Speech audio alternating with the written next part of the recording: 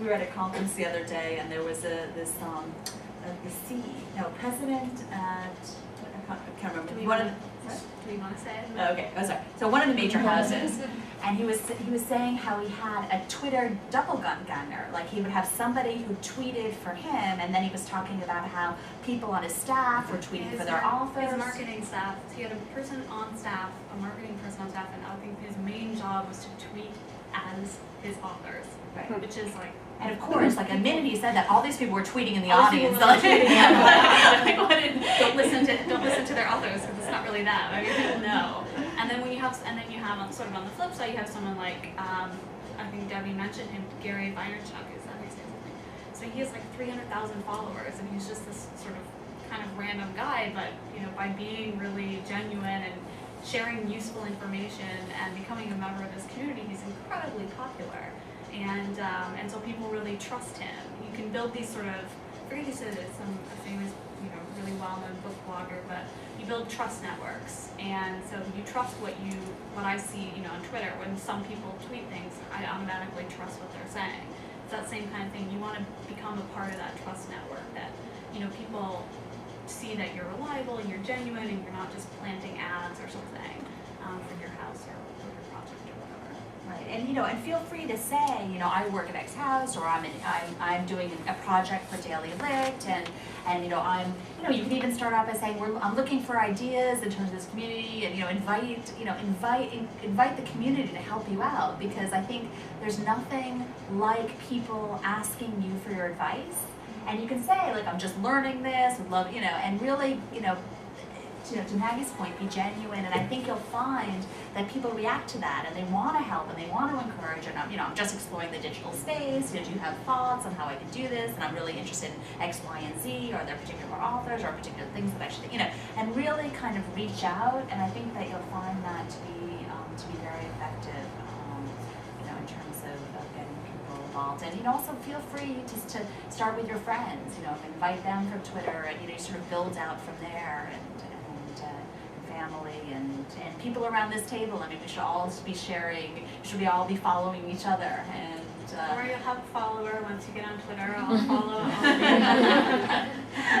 Don't worry about. And when I first joined, I had like 5 followers, and I had like 130, I think. So it snowballs as you get going. People start following you.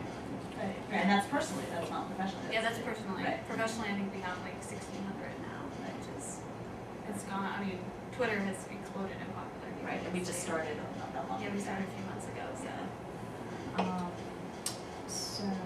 So that's kind of the overview, sort of, I don't know what you want to call it, bird's eye view. So Laura, who's going to be coordinating kind of the you come up to the front. boots on the ground kind of thing, we'll let her, she and I will be working together doing it, but I'll let Laura kind of take the lead in explaining. And if anybody wants to leave now that you've had pizza. Yeah.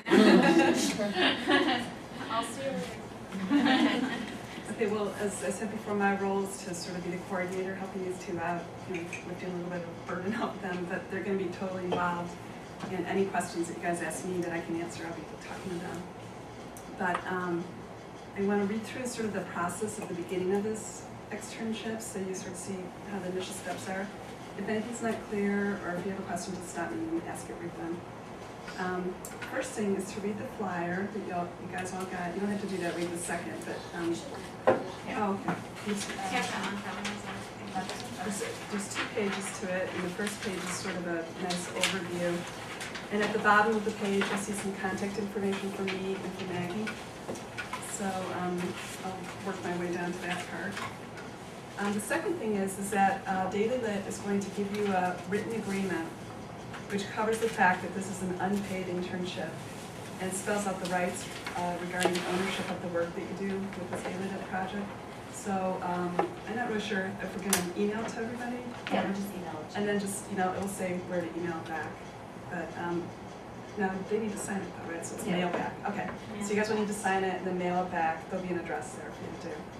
That is almost the first thing we need to do, just so everyone's on the same page with that. And the next thing, which you guys have probably already done before coming here, is really Sorry, check out can I ask you a question? Sure. When you talk about ownership, how does it lay out? Will we actually have ownership over the project we create, or will it remain property of DailyLit? Well, that's a good question. So, what we were looking at is, we would definitely get the rights via daily, to publish, via DailyLit, and haven't worked out in terms of, because you would want to take the rights. You don't really know when you start something how you're going to feel about it, but if it was the type of thing that did kind of build and could be turned into something else, maybe it would just be not I didn't know if it was going to be exclusive to DailyLit, which, is your right too, since it's your program. I was just curious. Right. I don't have any great idea. Right. That's a good question. Let me think about a little bit about that. I mean, so for instance, like the Wikipedia things, we would want to own, but I mean, I think, in terms of DailyLit per se, I'm okay with confining it to what we're doing. But let me think a little bit about that. It's a good question. It's a valid question. I was going to mention before you came to this meeting, I'm sure you all looked at the DailyLit website. But really take a close look at it as a user of it, and also from the business side, because they have all these really neat programs going on with affiliates and sponsors, and Susan could list about 10 of them off the top of her head. I mean, every week they're launching new things there. So just get familiar with it, because that would be something that could play into the project that you might come up with. Like one example was, let's say you know somebody, or you think that somebody at a pharmaceutical company would be a great sponsor for a certain series, maybe like medical tips or something. You need to know about their program and how they're approaching people, and it's all there on the site. So, is there anything else? Yeah, I mean, I think you're welcome to do the sponsorship thing or whatever. I mean, what we'll probably do is during the weekly calls, we'll introduce different tools that we have that can play into what you're doing. So one other example would be we have something called an affiliate program, and the way that works is third-party sites that are, or it could be publisher sites or other sites or whichever sites, can host content right then and there. So let's say there's the knitting series, and let's say you've got knitting.com, like they can on their site feature that series, and the neat thing about that is that if folks sign up for those knitting tips on the site, in each installment will be an indication you found us through knitting.com, and with a link back to their site, so it's a nice indication. So in terms of like building a network and in terms of your project, that might be something for you to think about as you're reaching out to sites.